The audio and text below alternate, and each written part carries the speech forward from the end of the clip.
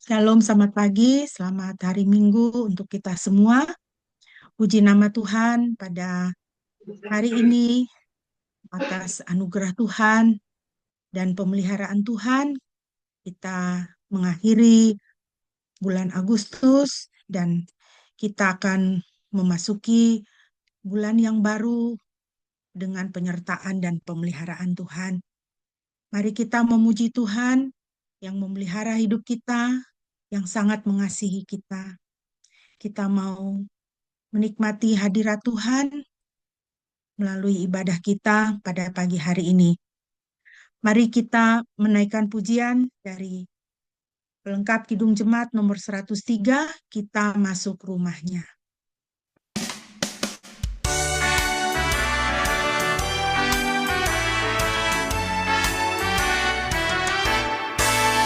Kita masuk rumahnya, berkumpul menyembah kepadanya. Kita masuk rumahnya, berkumpul menyembah kepadanya.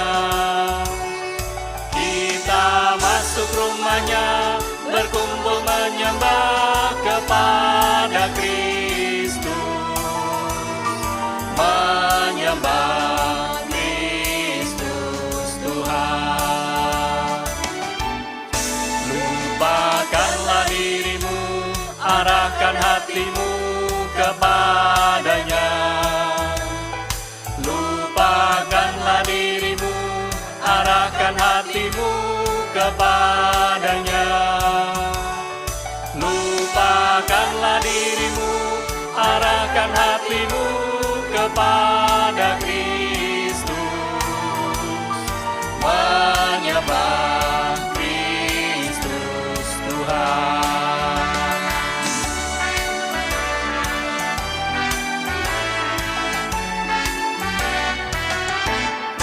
Muliakan namanya dan angkat tanganmu kepadanya.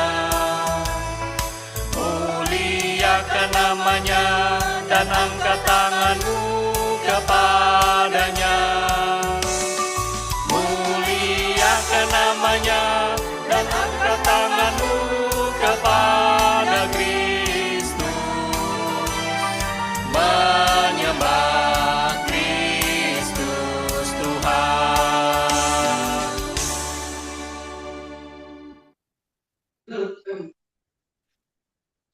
Mari jemaat yang dikasihi Tuhan, kita akan menghabiskan ibadah kita pada pagi hari ini. Jemaat yang dikasihi Tuhan, ibadah kita pada pagi hari ini hanya boleh jadi di dalam nama Tuhan Tritunggal yang Kudus, Bapa, Putra, dan Roh Kudus. Kasih karunia-Nya menyertai kita sekalian. Haleluya.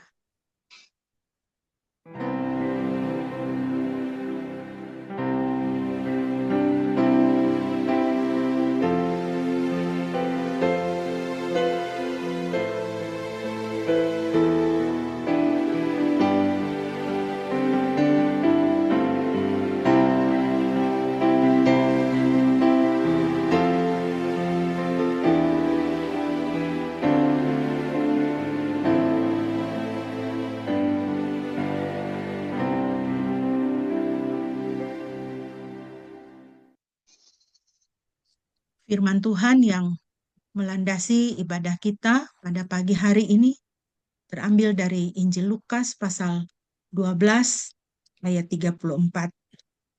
Demikianlah firman Tuhan bagi kita, karena di mana hartamu berada, di situ juga hatimu berada.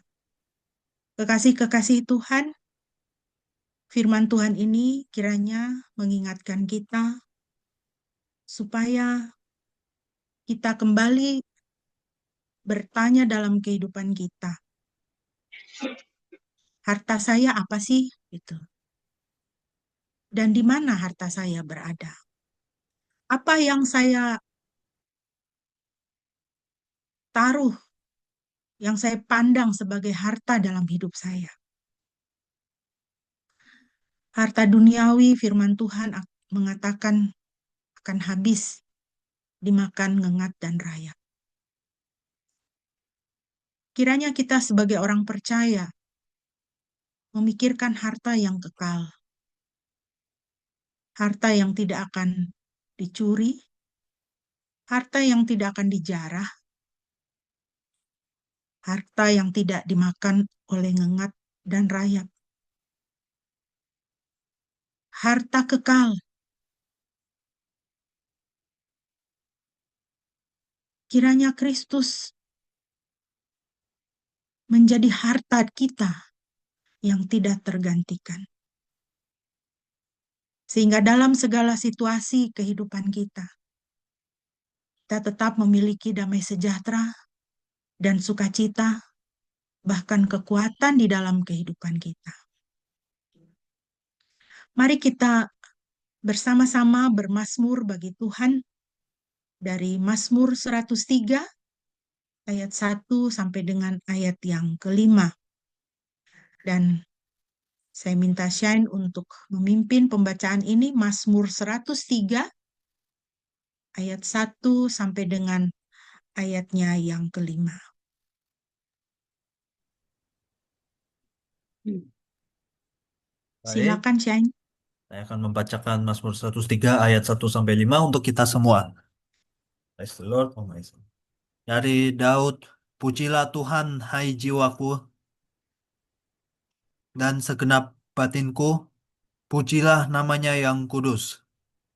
Pujilah Yahweh, hai jiwaku, dan janganlah melupakan segala kebaikannya. Dia yang telah memberikan pengampunan atas segala kesalahanmu, dan yang telah memberikan kesembuhan atas segala penyakitmu. Dia yang telah menebus hidupmu dari kebinasaan, dan yang telah memahkotai engkau dengan kasih setia dan belas kasihan.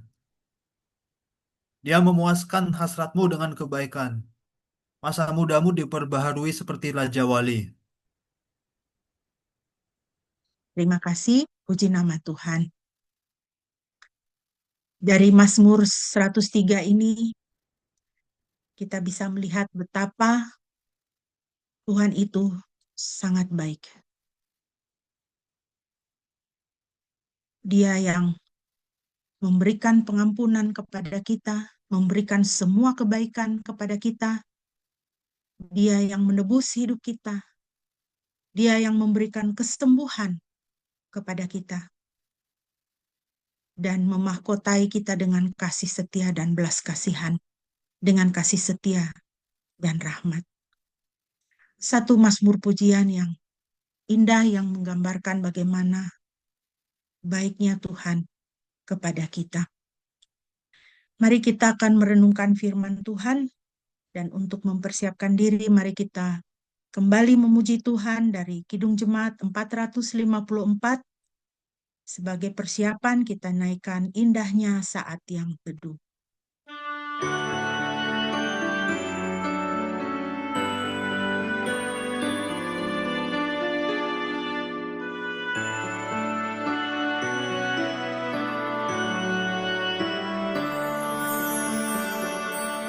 Indahnya saat yang teduh menghadap tatap Bapa-Ku.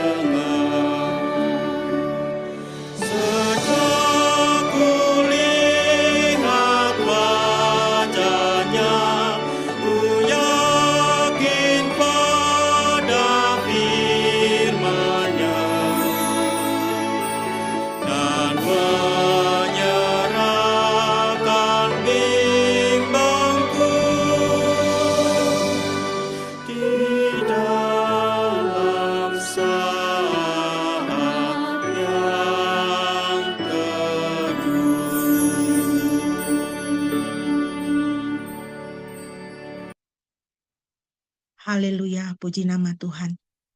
Mari kita membaca firman Tuhan bagi kita pada pagi hari ini yang terambil dari kitab Yunus pasalnya yang keempat dan juga 1 Korintus 13 ayat yang kelima.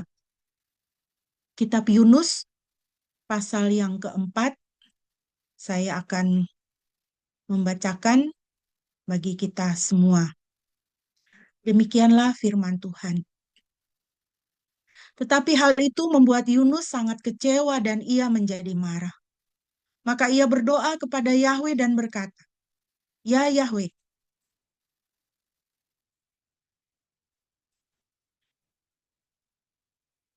ya, saya ulangi.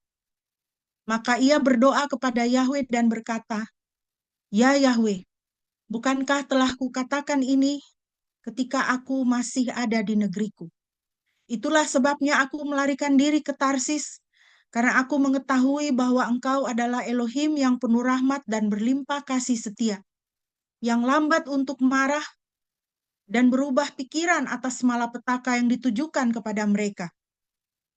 Sekarang ya Yahweh, aku mohon ambillah nyawaku, karena bagiku lebih baik mati daripada hidup. Tetapi Yahweh berfirman, apakah pantas engkau marah kepadaku? Kemudian keluarlah Yunus dari kota itu dan tinggal di sebelah timur kota itu. Lalu membuat sebuah pondok dan ia duduk bernaung di bawahnya. Sehingga ia dapat melihat apa yang terjadi. Sehingga ia dapat melihat apa yang akan terjadi pada kota itu. Atas ketentuan Yahweh Elohim, tumbuhlah sebatang tanaman melampaui kepala Yunus untuk menaunginya, sehingga menghiburnya dari kesedihan. Sangat bersukacitalah hati Yunus atas tanaman itu. Namun keesokan harinya pada waktu fajar menyingsing, atas ketentuan Elohim, seekor ulat merusak tanaman itu sehingga menjadi layu. Ketika matahari bersinar, Elohim telah menentukan angin timur yang panas, dan terik matahari menerpa kepala Yunus sehingga ia menjadi lemah lesu. Ia ingin mengakhiri hidupnya dan berkata, karena bagiku lebih baik mati daripada hidup. Berfirmanlah Elohim kepada Yunus, pantaskah engkau marah karena tanaman itu? Lalu Yunus menjawab, sepantasnya lah aku marah sampai mati. Yahweh berfirman, engkau merasa sayang terhadap tanaman yang tidak kau usahakan ataupun kau tumbuhkan, yang tumbuh dan mati dalam semalam.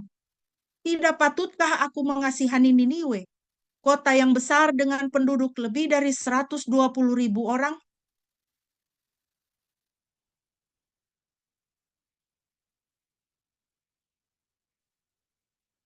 Tidak patutkah aku mengasihani Niniwe, kota yang besar dengan penduduk lebih dari 120.000 orang, yang tidak tahu membedakan tangan kanan dan tangan kirinya, dan ternaknya yang banyak. Bagian kedua yang akan kita bacakan dari 1 Korintus 13, ayat yang ke-5. Saya bacakan dari ayat yang ke-4. Kasih itu panjang sabar dan murah hati, kasih itu tidak iri hati, kasih tidak membanggakan diri dan tidak sombong. Ia tidak berbuat yang tidak pantas, tidak mencari keuntungan bagi dirinya sendiri, tidak mudah marah dan tidak mendendam. Mari kita berdoa sebelum kita merenungkan firman Tuhan. Bapa Surgawi, terima kasih atas firman-Mu yang boleh kami baca dan sebentar akan kami renungkan bersama. Kiranya Tuhan berkati setiap kami rindu Tuhan berbicara kepada kami pribadi lepas pribadi di dalam situasi dan keadaan kehidupan kami masing-masing. Terima kasih ya Tuhan, dalam nama Yesus kami berdoa. Amin. Bapak Ibu yang dikasihi Tuhan, pada pagi hari ini kita akan melanjutkan pembahasan kita dari 1 Korintus 13 ayat yang kelima, dan kita sudah sampai di bagian B dari 1 Korintus 13 ayat 5 yang saya beri judul kasih tidak menyimpan kepahitan. Ya, 1 Korintus 13 5b itu berbunyi tidak mudah marah dan tidak mendendam. Ya. Jadi saya ringkaskan menjadi kasih itu tidak menyimpan kepahitan. Dalam terjemahan sederhana Indonesia, ayat ini berbunyi tidak gampang marah dan tidak mengingat-ingat kesalahan yang pernah dibuat orang lain. Dalam bahasa Inggris, King James Version itu dipakai kalimat is not easily provoked. Tidak gampang terprovokasi. Ya. Dan think no evil. Tidak memikirkan hal yang jahat. Tidak memikirkan kejahatan. Dalam Alkitab Good News, itu dipakai kata is not irritable. Ya. Artinya tidak gampang tersinggung, ya, tidak sensian. Ya. Love does not keep record of wrongs. Kasih tidak menyimpan catatan kesalahan-kesalahan. Ya. Jadi secara pengertian eh, tidak mudah marah dan tidak mendendam itu tercakup semua di sini, ya. Kalau orang yang dendam itu kan dia kenapa dia dendam? Karena dia ingat-ingat kesalahan yang pernah dibuat orang lain, gitu ya. Tidak gampang terprovokasi, ya. Jadi bahasa Yunani, bahasa aslinya itu artinya itu tidak gampang terprovokasi. Jadi tidak mudah marah, ya. Jadi terjemahannya sudah benar, tidak mudah marah, tidak sensian, gitu ya, tidak gampang tersinggung. Ya. Orang yang memiliki kasih itu seperti itu ciri-cirinya. Ya. Jadi kalau orang itu mudah marah, ya, mudah dan selalu ingat kesalahan orang lain, gampang terprovokasi, gampang tersinggung, ya, selalu memikirkan yang jahat, ya, selalu menyimpan catatan kesalahan-kesalahan orang lain, itu artinya dia tidak mempunyai kasih di dalam hatinya atau di dalam kehidupannya. Kalau orang tidak punya kasih, ya, orang yang mengingat kesalahan orang lain, gampang marah, nah seperti itu, memikirkan kejahatan, sebenarnya Bapak Ibu yang dikasihi Tuhan, orang ini dikuasai satu roh jahat, yaitu roh kepahitan. Nah, dia bisa pahit kepada Tuhan. Orang bisa pahit kepada Tuhan. Misalnya, dia kecewa dan marah kepada Tuhan karena cita-cita dan keinginannya tidak terwujud. Dia mau jadi PNS, mau jadi ASN, berkali-kali mencoba, tidak berhasil. Ya. Dia mau kuliah di perguruan tinggi yang dia cita-citakan, yang dia idam-idamkan, ternyata tidak berhasil. Ya. Dia pengen menikah sama si A, tapi orang tuanya paksa dia menikah sama si B karena sudah dijodohkan, karena teman orang tuanya, dan sebagainya. Nah, dia bisa merasa pahit kepada Tuhan. Dia marah sama Tuhan. Kenapa Tuhan mengizinkan, membiarkan hal ini terjadi pada saya? Dia bisa juga pahit kepada sesama. Misalnya, karena dia dirugikan. Ya, karena dia dirugikan. Dia tidak melakukan kesalahan apapun, ya, tetapi dia dirugikan. Orang lain membuat dia rugi. Orang lain membuat dia bangkrut. Ya. Bahkan dia mendapat perlakuan jahat dari sesamanya. Dia bisa pahit kepada orang itu. Dia juga bisa pahit kepada diri sendiri. Kenapa? Karena misalnya ada kesalahan yang dia buat di masa lalu dan dia sangat menyesal dan dia merasa eh, dia sangat bersalah, dia merasa sangat berdosa. Jadi dia merasa tidak berguna, ya. Dia memiliki citra diri yang tidak sehat. Dan dia pahit kepada dirinya sendiri. Karena apa? Dia merasa dia menjadi penyebab orang lain berbuat salah. Ini gara-gara saya. Ya. Misalnya anak-anak yang orang tuanya bercerai, dia bisa pahit kepada orang tuanya, tapi juga pahit kepada dirinya. Bisa juga dia tidak mau pahit kepada orang tuanya karena dia terlalu sayang sama orang tuanya, tapi dia pahit kepada dirinya sendiri. Sehingga dia berkata, Papa sama Mama seperti itu karena saya. Saya anak yang nakal. Saya anak yang tidak baik. Seperti itu. Dan banyak contoh-contoh yang lain. Dalam bacaan kita, kita bertemu dengan seorang tokoh di dalam Alkitab yang pemarah.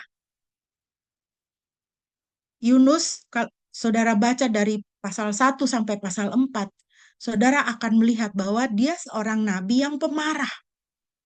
Ya. Walaupun namanya berarti merpati, ya Yunus itu artinya merpati, tetapi eh, merpati itu kan terkenal apa ya, hewan yang lembut begitu ya, seperti itu. Tapi dia tidak menghidupi namanya. Dia sangat dipenuhi dengan kemarahan.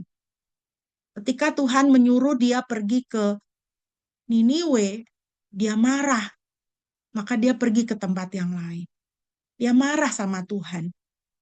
Kenapa? Karena dia tahu kalau dia berkhotbah di sana, lalu mereka bertobat, Tuhan akan mengampuni mereka.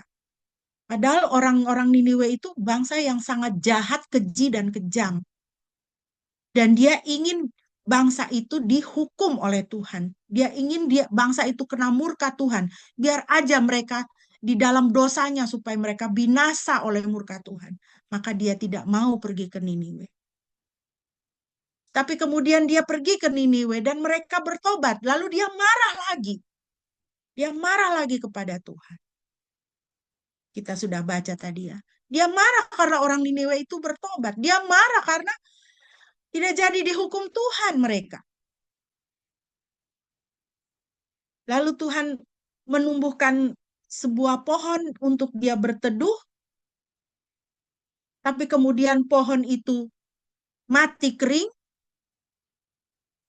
Yunus menjadi lemah lesu. Dia marah kepada Tuhan. Dia marah lagi. Dia bahkan sampai ingin mengakhiri hidupnya. Dia mau bunuh diri. Mati aja lah aku ini.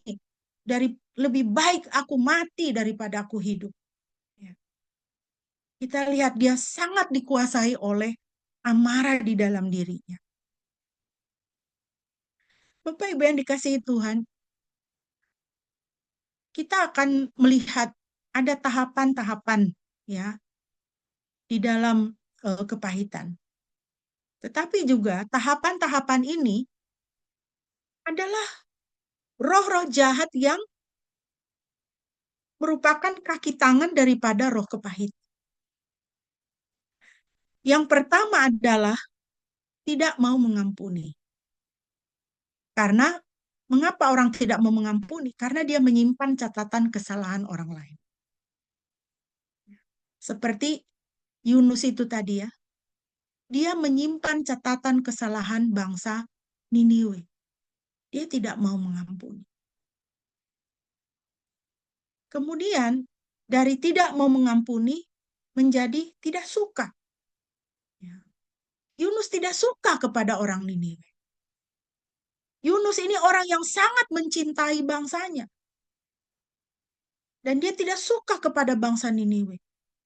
Dia tidak mau bangsanya itu menjadi korban daripada kejahatan bangsa Niniwe yang suka berperang, yang suka melakukan ekspansi dan sebagainya seperti itu. Dia tidak suka. Kemudian balas dendam. Setelah tidak suka, orang akan melakukan balas dendam.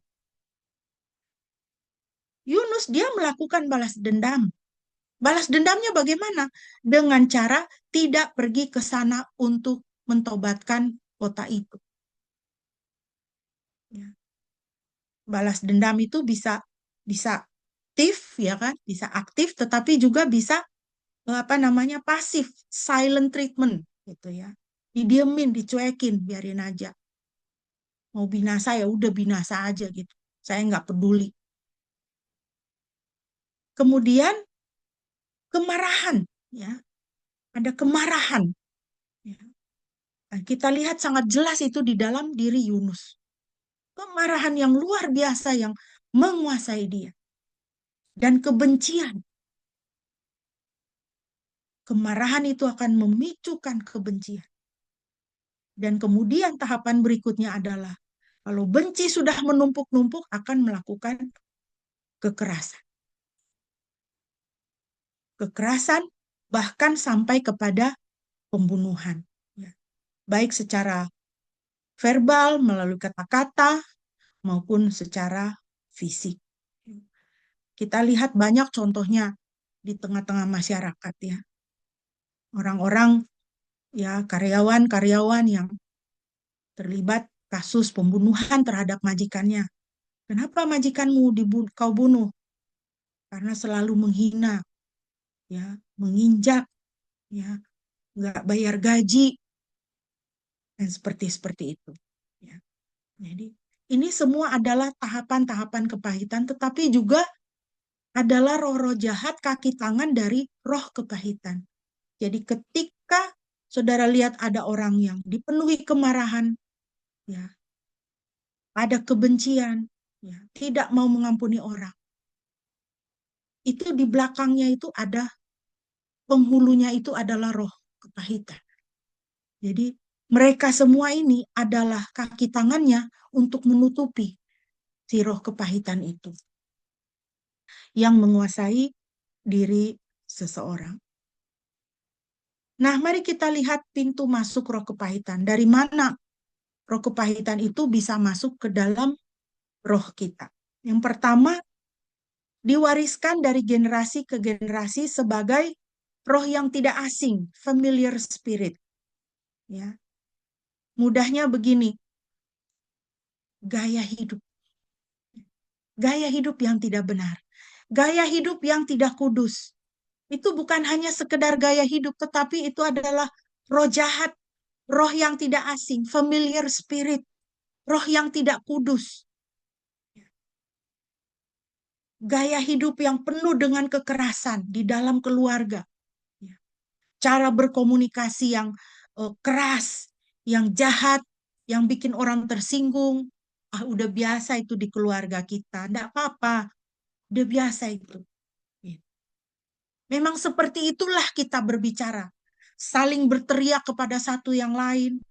Ya, saling membuli. Ah, bercanda itu, cuma bercanda gitu ya. Tetapi itu adalah familiar spirit, itu adalah roh jahat. Ya. Roh yang tidak asing. Ya. Jadi itu diwariskan dari generasi ke generasi. Dari kakek nenek ke bapak mama, ke anak-anak, ke cucu-cucu, itu sudah seperti itu. Itu ya. Yang kedua, kecewa. Pintu masuk yang kedua adalah kecewa karena ekspektasi kita terhadap sesama tidak terpenuhi, lalu kita menjadi pahit. Misalnya orang menikah gitu ya. Wah, pestanya bagus, ya makanannya enak, ya. Semuanya luar biasa. Serasa menjadi raja dan ratu sehari gitu ya. Raja dan ratu sehari, habis itu menjadi musuh bebuyutan. Kenapa? Karena memasuki rumah nikah dengan ekspektasi terhadap pasangannya, dengan pengharapan. Setelah menikah, ya, menikah itu turun ke bumi. Baru terbuka matanya, waduh, ternyata pasangan saya seperti ini. Bukan seperti yang saya perkirakan.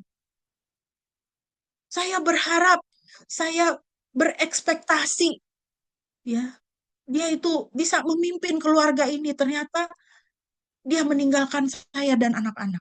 Ternyata judol, ya. Ternyata koruptor. Jadi kita menjadi pahit. Kita berharap kepada pasangan kita, ternyata tidak terpenuhi. Kita menjadi pahit. Kita berharap orang tua kita itu baik sama kita, seperti orang tuanya teman kita. Tetapi tidak terjadi, lalu kita menjadi pahit kepada orang tua kita. Kita berharap rekan kerja kita itu satu proyek kerja sama-sama. Tapi ternyata yang kerja cuma saya, dia enggak gitu loh.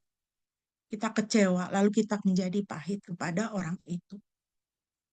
Roh kepahitan masuk di situ. Yang ketiga, roh kepahitan masuk karena apa? Kecewa terhadap situasi kehidupan. Di sini di PHK, di situ di PHK, di sana di PHK, di sana di PHK, lalu kita kecewa terhadap situasi kehidupan. Aduh, kok hidup saya begini terus? Saya udah berjuang, saya nggak dapat promosi. Saya udah hidup hidup lurus, hidup jujur, nggak korupsi, saya nggak dapat promosi. Kecewa. Lalu memilih untuk menjadi pahit. Jadi itu respon kita ya. Kita mau jadi pahit apa enggak. Tapi kalau kita memilih untuk menjadi pahit terhadap situasi kehidupan, roh kepahitan masuk di situ dan menguasai kita. Pintu berikutnya adalah diteladankan kepada kita dan kita terprogram untuk mengizinkannya beroperasi dalam hidup kita. Kita lihat, oh si A itu cara gini gitu nindes orang lain. Oh si B itu caranya gitu, ya mencuri, ya. Oh si si apa si si si C itu dendaman, ya, dendaman marah gitu. Kekuatan dendamnya itu membuat dia sukses, ya, dia menjadi pekerja keras. Ah, saya juga mau begitu. Jadi kita kita melihat, ya, melihat teladan kejahatan, lalu kita pikir, oh itu kayaknya bagus, saya kalau mau sukses harus begitu, saya injak orang lain. Lalu kita kita mengizinkannya beroperasi dalam hidup kita. Akhirnya kita mengundang roh kepahitan masuk dalam hidup kita dan kita menjadi pahit.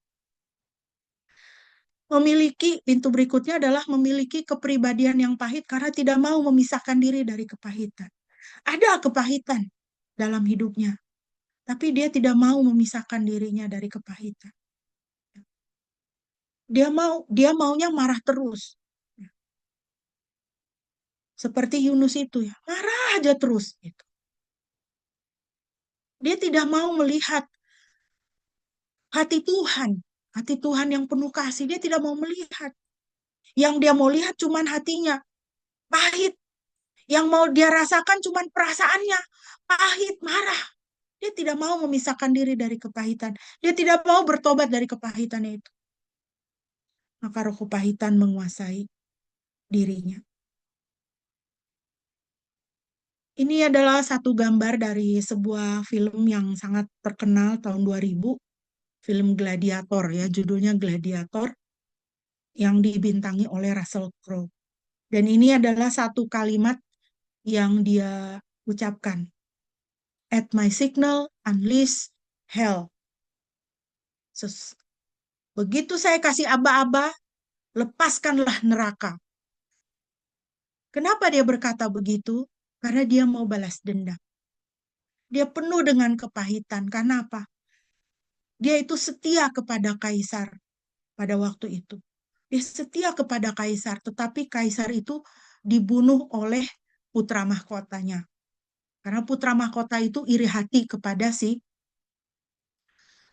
Maximus ini, ya. Jadi Russell Crowe ini memerankan tokoh Maximus, ya. Jadi putra mahkota itu karena kaisar itu menganggap Maximus ini, si jenderalnya ini, adalah seperti anak laki-lakinya dan dia ingin meneruskan kekaisaran kepada Jenderal Maximus ini.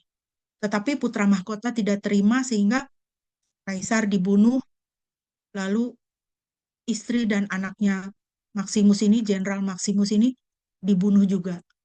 Sehingga dia dendam.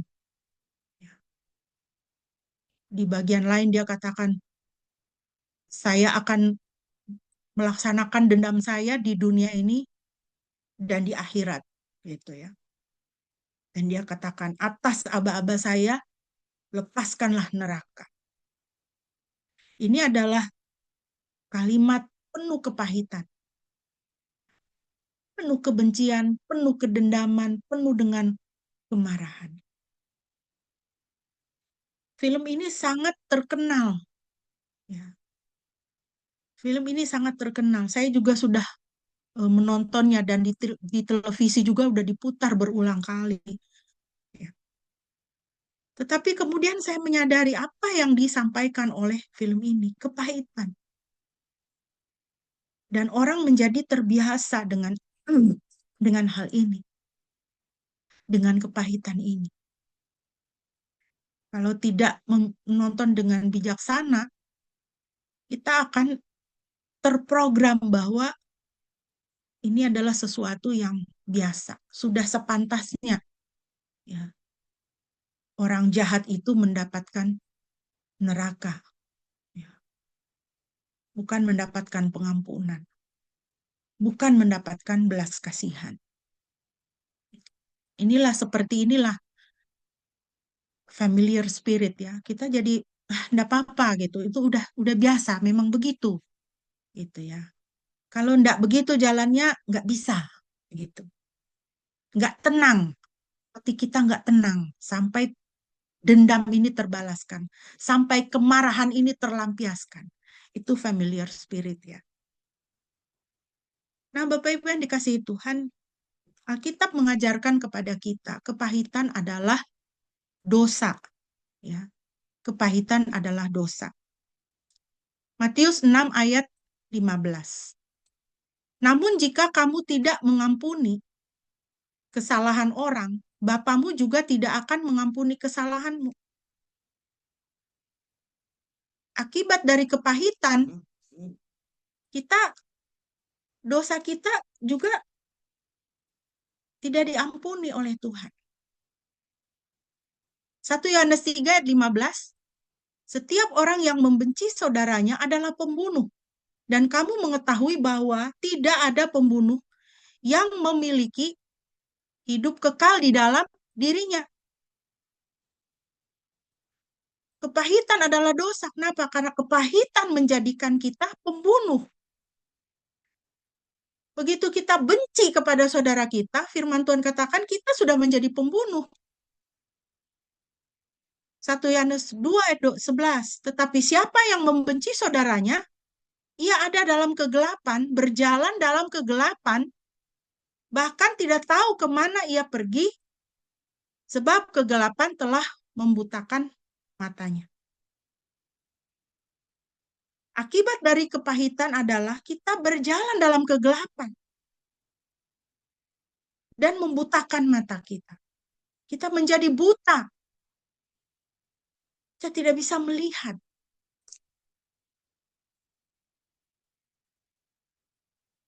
Berikutnya akibat kepahitan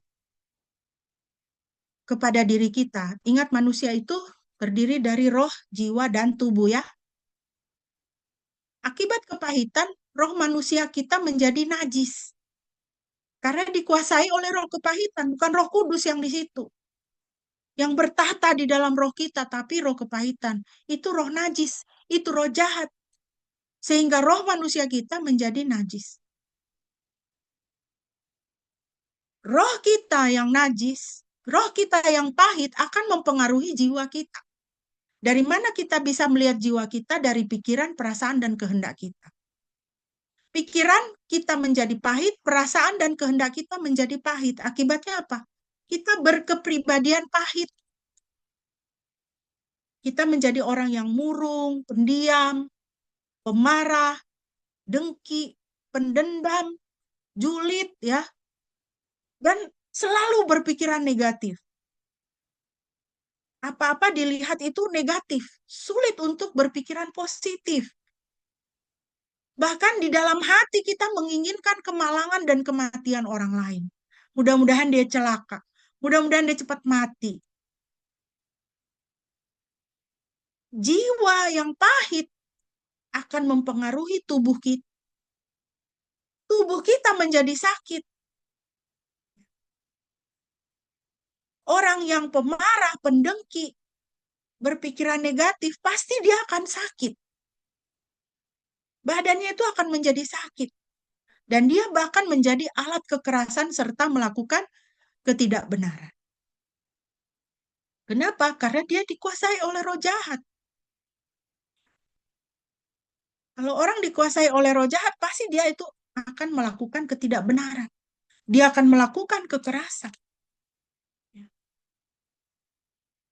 Dia menjadi sakit pertama-tama di dalam tubuhnya. Nah, ini sedikit flashback ya ke sedikit mengulang dari pelajaran biblical healing kita. Apa yang terjadi ketika roh manusia kita itu pahit? Roh manusia yang dikuasai oleh roh kepahitan akan mempengaruhi jiwanya. Ya kan, tadi kita udah lihat pikiran, perasaan, kehendaknya menjadi pahit. Rasanya mau marah, rasanya mau bikin sesuatu yang jahat, pikir negatif terus, gitu ya. Akhirnya berpengaruh kepada tubuh. Kenapa? Karena proses-proses berpikir, proses-proses merasa, proses-proses berkehendak itu terjadi di dalam tubuh kita, itu otak kita yang mengatur. Jika jiwa kita menjadi pahit, maka terjadi ketidakseimbangan kimiawi di dalam tubuh kita. Tubuh kita ini diatur secara kimiawi dan kelistrikan, saudara. Ya, secara kimiawi dan kelistrikan. Jadi ada hormon-hormon yang banyak sekali berpengaruh di dalam tubuh kita ini.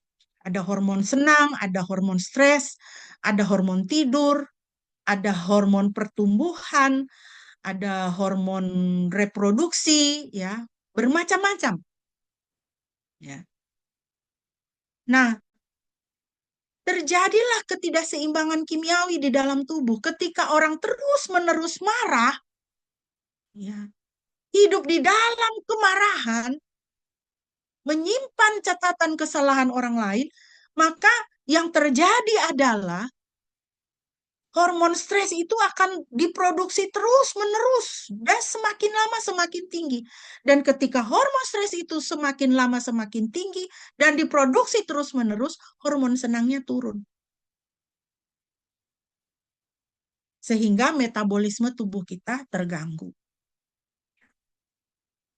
Orang yang terus-menerus marah, bisa nggak dia tidur? Nggak bisa. Hormon tidurnya itu turun.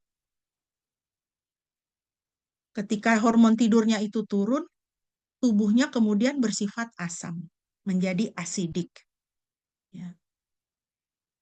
Kemudian kalau tubuh kita bersifat asam, maka terjadi peradangan. Kalau tubuh kita mengalami peradangan, maka badan kita akan rentan terhadap sakit penyakit. Misalnya terutama pada perempuan. Ketika dia itu, hormon stresnya itu terus-menerus tinggi sampai dia depresi, ya,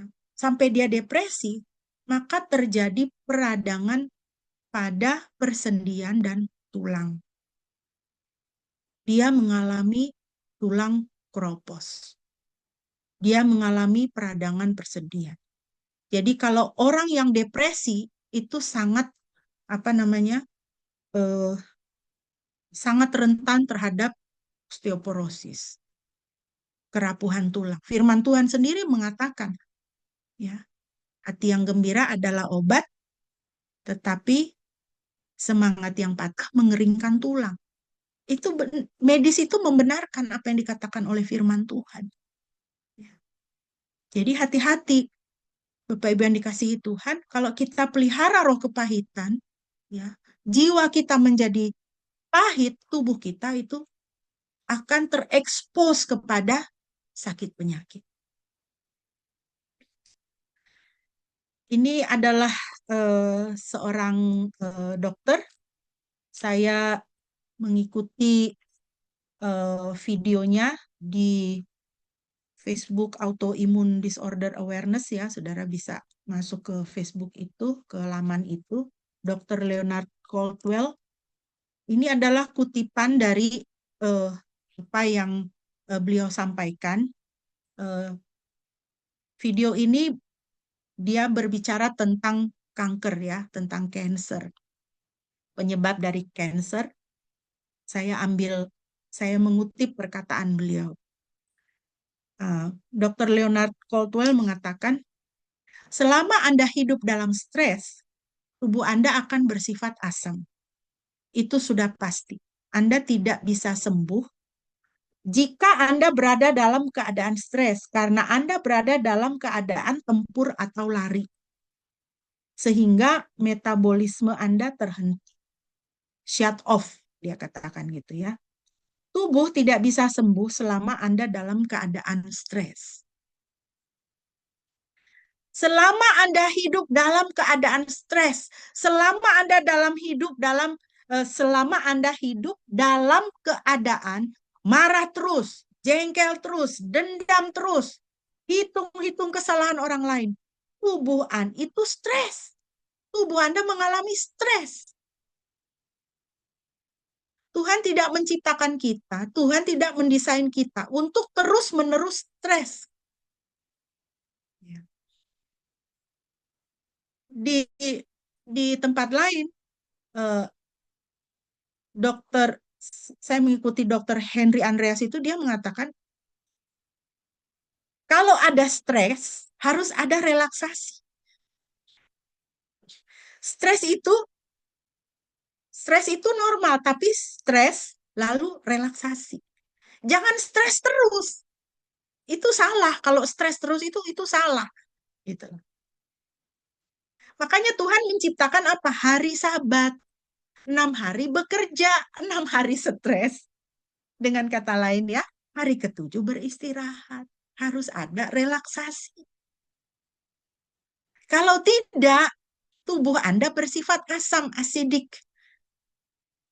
Dan kalau terus-menerus Anda stres, terus-menerus pahit, terus-menerus marah, Anda itu dalam keadaan tempur atau lari, fight or flight.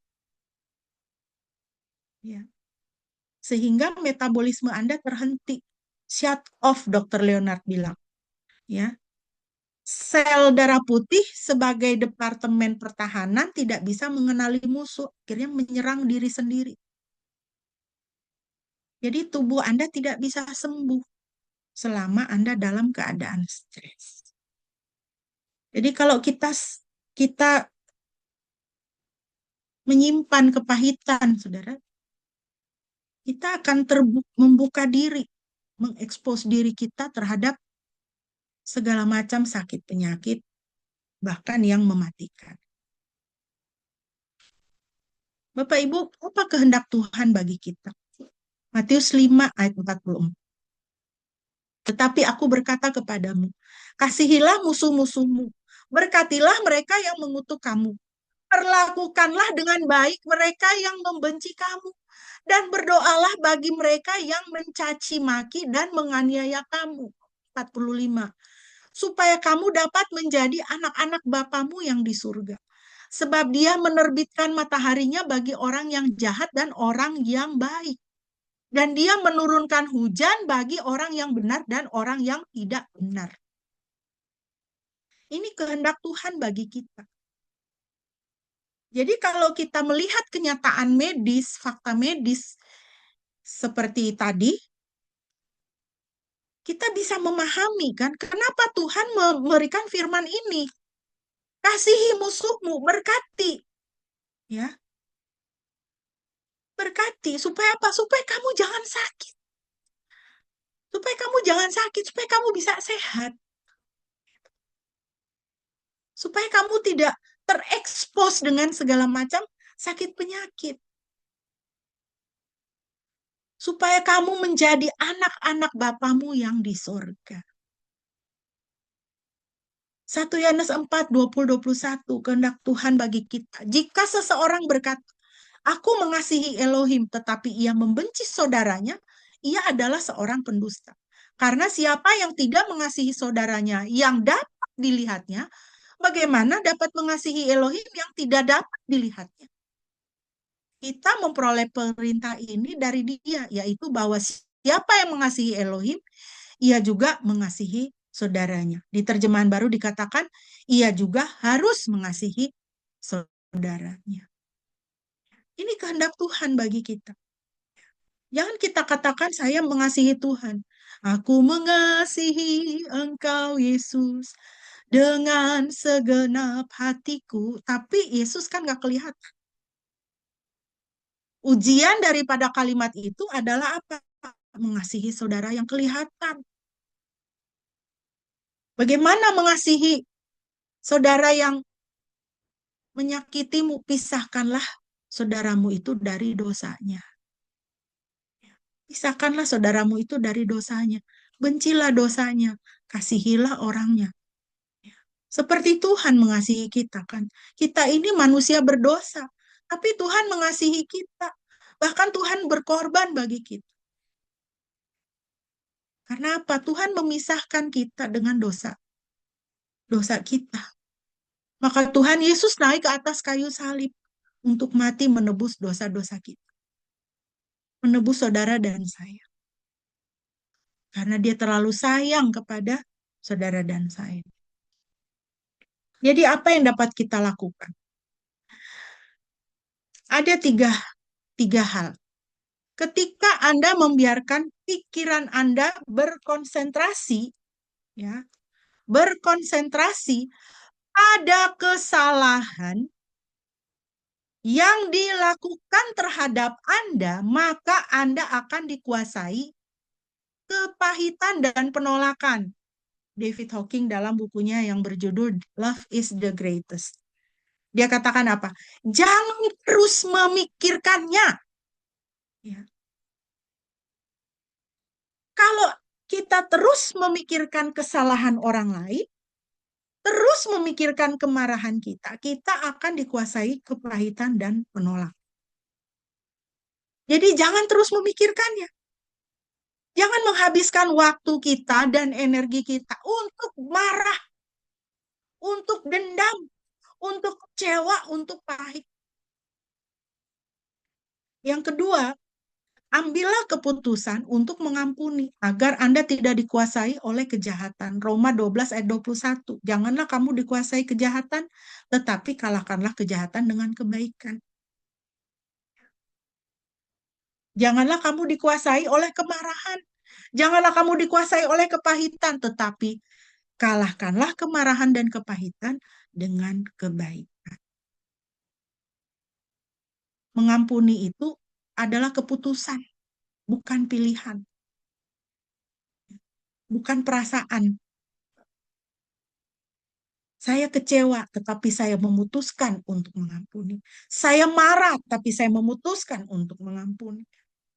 Saya dirugikan, tapi saya memutuskan untuk mengampuni.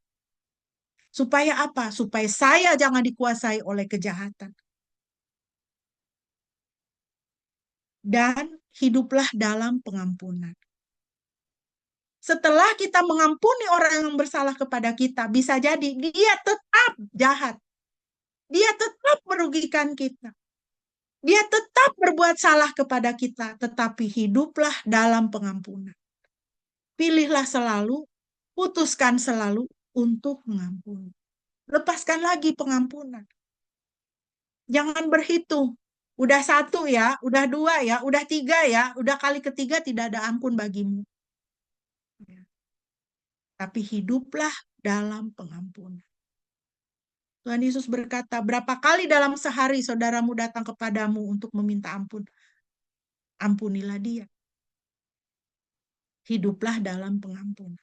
Efesus 4 ayat 32. Hendaklah kamu ramah seorang terhadap yang lain, lembut hati dan saling mengampuni, sebagaimana Elohim dalam Kristus juga telah mengampuni kamu. Bagaimana caranya? Ada 5 tahapan untuk melepaskan pengampunan. Yang pertama recall. Recall tuh diingat lagi gitu ya. Di-recall, diingat lagi peristiwanya, apa yang terjadi. Oh, waktu itu begini-begini. Emosi yang kamu rasakan apa? Tentu saya merasa begini, begini, begini. Langkah yang kedua adalah berempati. Berempati kepada orang yang berbuat salah kepada kita. Kita hanya bisa berempati kalau kita memisahkan dia dari dosanya. Kita hanya bisa berempati kalau kita mengerti apa yang terjadi di dalam roh manusianya dia, di dalam jiwanya. Saya sudah senyum sama dia, kok dia tuh nggak senyum ya. Orangnya tuh kok gitu, murung cemberut terus. Kenapa dia begitu? Oh, karena dia dikecewakan oleh orang tuanya. Di situ saya bisa berempati. Lalu memilih dan memutuskan untuk mengampuni. Saya memutuskan untuk mengampuni. Ya udahlah, dia nggak mau senyum sama saya ampuni, saya senyum sama dia. Saya tidak mau memikirkan bahwa dia tidak mau senyum sama saya. Saya mau, kalaupun dia tidak senyum sama saya akan tetap tersenyum sama dia. Dan yang keempat adalah berkomitmen untuk mengampuni. Ya. Saya berkomitmen untuk mengampuni. Berarti apa?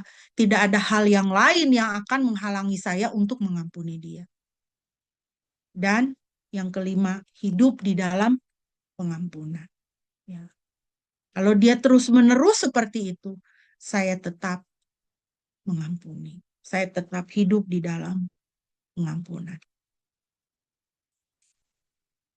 Seorang penulis yang sangat ternama, C.S. Lewis, mungkin saudara pernah nonton filmnya, The Chronicles of Narnia gitu ya. Sebelum sebelum difilmkan itu buku-buku yang dia tulis, The Chronicles of Narnia, eh, sangat terkenal. Dia berkata begini, menjadi orang Kristen berarti mengampuni yang tidak dapat diampuni. Karena Tuhan telah mengampuni yang tidak terampuni di dalam dirimu. Kenapa kita mengampuni orang? Karena Tuhan telah mengampuni yang tidak terampuni di dalam diri kita. Di mata Tuhan kita semua manusia itu sama, orang berdosa. Orang berdosa yang tidak bisa hidup tanpa kasih karunia dari Tuhan. Tanpa belas kasihan Tuhan. Tuhan memilih dan memutuskan untuk mengampuni dan mengasihi kita. Oleh karena itu, kita mesti mengampuni. Yang bahkan yang tidak dapat diampuni. Kata yang dia pakai adalah inexcusable. Inexcusable. Artinya, kau mau alasan apa saja tidak bisa. Memang kau jahat. Begitu ya. Tapi itu pun sudah diampuni.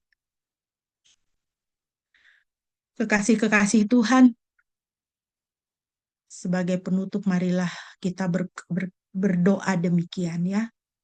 Ucapkan doa yang tertera di hadapan saudara, supaya saudara bisa dilepaskan dari roh kepahitan, saudara bisa menjadi manusia yang baru, dan saudara mempunyai hati kasih di dalam hidupmu. Mari kita ucapkan doa ini. Bapa Surgawi, saya datang ke hadirat-Mu yang kudus. Saya mengakui saya telah berdosa kepada Tuhan karena saya hidup dalam kepahitan. Ampunilah saya ya Bapa, dan saya menolak roh kepahitan ini untuk menguasai saya. Saat ini saya melepaskan pengampunan kepada mereka yang telah menyakiti saya. Ya Roh Kudus, perbaharuilah roh dan jiwa saya, dan tuntunlah saya, supaya saya semakin serupa dengan Yesus Kristus. Ya Tuhan, saya menyerahkan diri sepenuhnya ke dalam tangan Tuhan. Dalam nama Yesus Kristus. Amin. Kiranya Bapak Ibu Saudara sekalian boleh diberkati. Mohon kesediaan Bapak Pendeta untuk memimpin dalam doa respon dan doa syafaat. Mari jemaat kita bersatu dalam doa. Bapa dalam surga, kami datang kepadamu. Terima kasih untuk firman-Mu. mengingatkan kami betapa Engkau mengasihi orang berdosa, dan Engkau ingin supaya setiap orang dapat diselamatkan dan memperoleh pengetahuan akan kebenaran. Saat ini Tuhan, kami mau berdoa bagi bangsa kami, di mana ada begitu banyak kekecewaan dari rakyat menyikapi situasi yang terjadi saat ini, beban kehidupan yang semakin berat, harga-harga yang semakin naik, harga-harga kebutuhan pokok juga yang terus melambung, dan banyak orang yang hidup miskin. Kami berdoa Tuhan, supaya Engkau menyatakan belas kasihan-Mu bagi bangsa kami. Khususnya saat ini Tuhan, kemarahan yang sangat bisa kami rasakan sedang terjadi dan dialami oleh begitu banyak orang-orang di Indonesia ini Tuhan. Oleh karena mereka merasa bahwa sepertinya tidak ada harapan. Dan kami berdoa Tuhan, kiranya Engkau terus menyertai perjalanan bangsa kami. Kami bersehati berdoa di dalam nama Tuhan Yesus. Kami mengikat, kami menolak semua roh kegelapan, roh-roh jahat yang ada di udara, roh kekacauan, roh kebencian, roh permusuhan, roh penjarahan, roh kekerasan, kami ikat dan tolak di dalam nama Tuhan Yesus. Kami tidak izinkan bekerja di negeri Indonesia ini ya Tuhan. Kami berdoa di dalam nama Tuhan Yesus. Kami melepaskan agar Tuhan mengirimkan bala tentara surgawi yang menjaga keamanan dan kedamaian bagi bangsa kami. Secara khusus Tuhan, kami mau berdoa untuk para pemimpin kami ya Tuhan. Mulai dari presiden, wakil presiden, para menteri, juga para gubernur, bupati, camat, sampai kepala-kepala desa di seluruh Indonesia. Supaya Engkau bekerja di dalam diri mereka. Dan Tuhan sendiri yang mengingatkan mereka untuk meninggalkan budaya koruptif, untuk hanya memikirkan diri sendiri. Biarlah Tuhan apa yang sedang terjadi di Indonesia membuka mata para pejabat di negeri ini, bahwa mereka harus hidup benar, hidup jujur, supaya bangsa kami bisa makmur Tuhan. Rakyat Indonesia bisa makmur, menikmati kemakmuran, bukannya terjadi kesenjangan sosial yang terus semakin membesar. Secara khusus Tuhan, kami mau berdoa untuk aparat hukum, para hakim, para jaksa, KPK, juga aparat kepolisian, dan juga TNI, supaya Tuhan juga mengingatkan mereka agar tidak memperjualbelikan hukum, agar mereka tidak melakukan ketidakadilan yang menyebabkan Tuhan murka dan mengakibatkan kekacauan dan mengizinkan kekacauan terjadi di tengah-tengah bangsa ini. Tuhan, kami bersehati berdoa, kiranya damai sejahtera-Mu turun atas bangsa kami. Damai sejahtera turun atas setiap orang di Indonesia. Dan supaya orang Indonesia saling memperhatikan, rakyat Indonesia saling memperhatikan satu sama lain. Ingat untuk menolong orang-orang yang kesusahan, orang-orang yang menderita. Dan Tuhan, Engkau tolong kami juga, ingatkan kami. Apa yang ada pada kami juga bisa kami bagikan kepada orang lain. Kami berdoa Tuhan, berkatilah Indonesia, berkatilah bangsa kami. Secara khusus gereja Tuhan, supaya gereja Tuhan tidak sibuk membangun gedung, tidak sibuk membeli peralatan-peralatan yang mahal untuk beribadah. Tetapi ingat bahwa gereja adalah orang. Dan orang-orang yang tinggal di sekitar mereka. Orang-orang yang miskin dan membutuhkan. Ya Tuhan, Engkau sendiri bersabda, ketika kami memberi untuk orang-orang yang seperti itu sama seperti kami memberi untuk Tuhan. Terima kasih Bapa, berkati bangsa kami Tuhan. Saat ini juga kami mau berdoa untuk setiap kami, supaya Tuhan memberkati kehidupan kami masing-masing. Berkatilah pekerjaan kami, berkatilah usaha kami, berkatilah masa depan kami juga anak-anak kami ya Tuhan. Baik yang masih studi maupun yang sudah bekerja, Tuhan kiranya terus memberikan pertambahan di dalam kehidupan mereka. Terima kasih. Doa ini kami alaskan di dalam nama Tuhan Yesus Kristus yang sudah mengajar kami berdoa yang demikian. Mari kita naikkan doa bersama-sama, doa Bapa kami. Bapa kami yang di surga, dikuduskanlah namamu, datanglah kerajaanmu, jadilah kehendak-mu di bumi seperti di surga.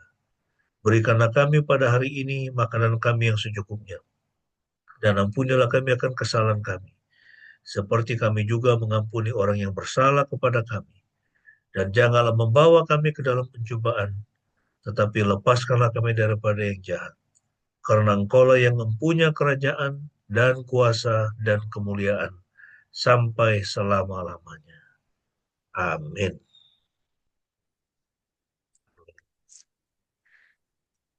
Mari Bapak Ibu yang dikasihi Tuhan, kita akan mengucapkan pengakuan iman kita.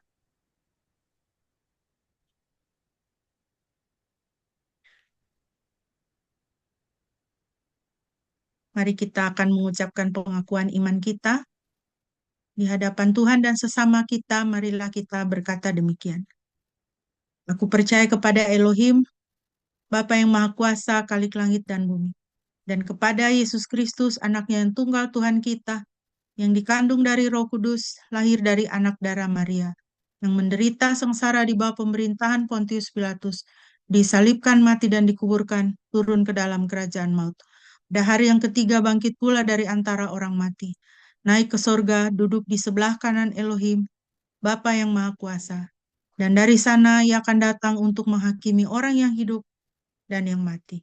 Aku percaya kepada Roh Kudus, gereja yang kudus dan am, persekutuan orang kudus, pengampunan dosa, kebangkitan tubuh, dan hidup yang kekal. Amin. Kekasih-kekasih Tuhan, mari kita akan mengakhiri ibadah kita pada pagi hari ini. Sebelum kita berdoa penutup dan menerima berkat, mari kita kembali memuji nama Tuhan. Kita naikkan pujian, berkat Tuhan mari hitunglah. Jangan hitung-hitung salah dan dosa orang lain, hitung berkat Tuhan saja.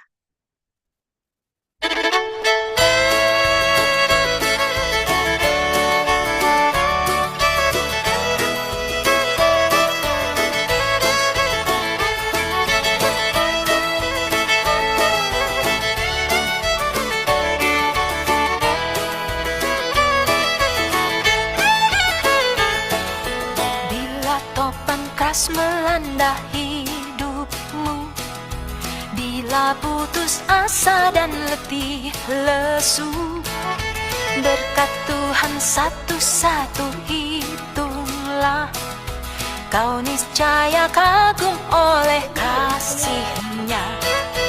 Berkat Tuhan mari hitunglah, kau kan kagum oleh kasih-Nya.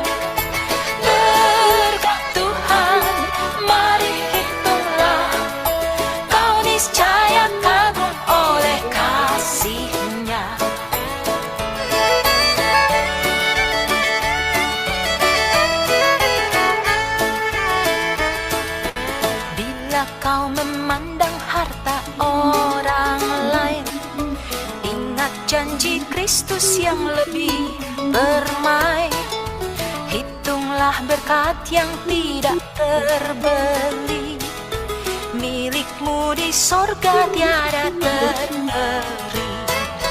Berkat Tuhan mari hitunglah, kau kan kagum oleh kasih-Nya. Berkat Tuhan mari hitunglah, kau niscaya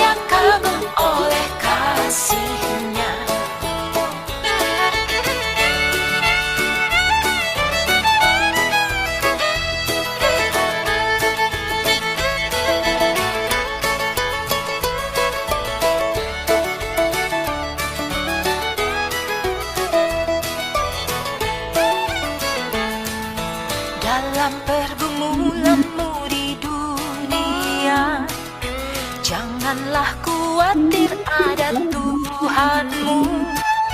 Hitunglah berkat sepanjang hidupmu, yakinlah malaikat menyertaimu. Berkat Tuhan mari hitunglah, kau kan kagum oleh kasih-Nya. Berkat Tuhan mari hitunglah, kau niscaya kagum oleh kasih-Nya.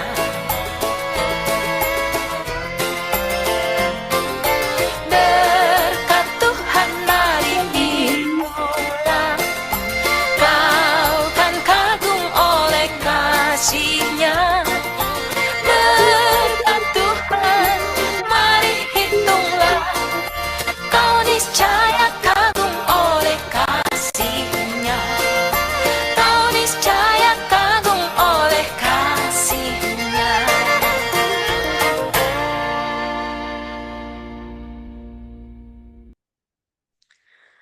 Jemaat yang dikasihi Tuhan, sekarang arahkanlah hatimu kepada Tuhan dan terimalah berkat-Nya.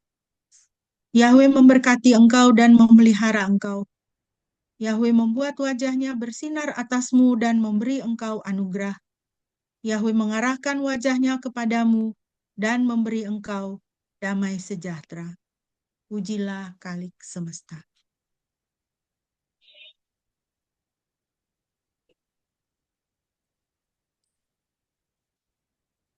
Pujilah Khalik semesta, sumber segala kurnia. Sorga dan bumi puji terus Sang Bapa, Putra, Roh Kudus. Amin. Mari kita bersatu.